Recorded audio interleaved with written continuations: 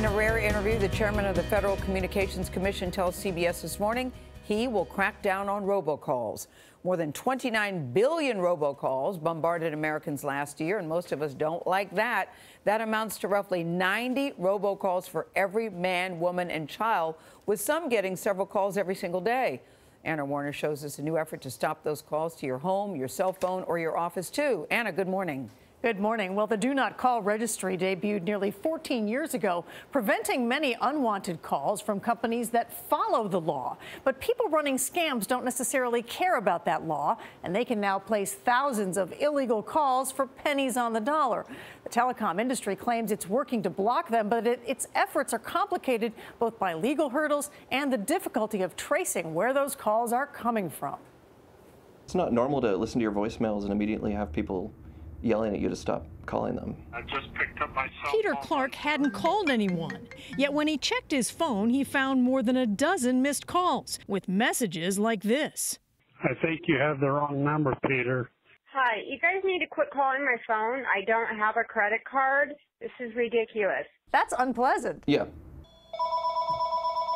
It's called spoofing, when scammers make it appear as if robocalls to others are coming from your phone, making the actual scammers nearly impossible to track.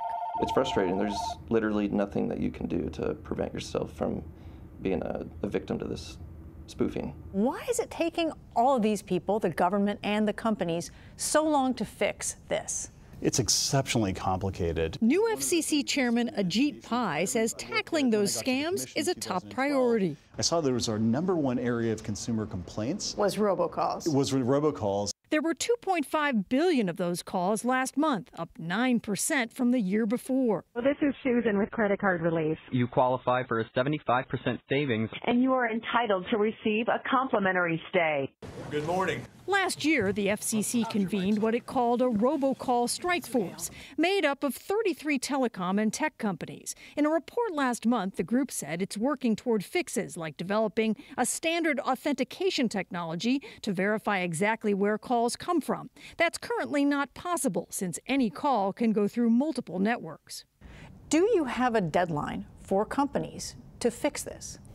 We certainly want them to move as quickly as possible and as aggressively as possible. Some of it is difficult to do because these are highly technical areas. Do you think this problem will get solved without significant pressure from the government?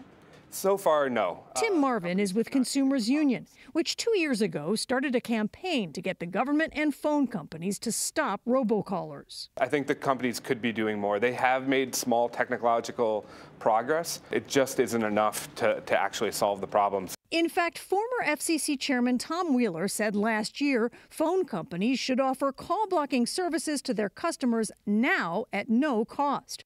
His replacement, Pai, is a former Verizon attorney. Will you insist that the companies offer call blocking and other technologies for free to consumers? That's one of the things I'm very open to doing because I think that it's important for consumers to have all the tools at their disposal. You say open to doing, though. Well, there's some questions about our legal authority that we're working with lawyers to figure out. In some cases, we don't necessarily have the authority to mandate something, but from a consumer perspective, I think it's a good idea.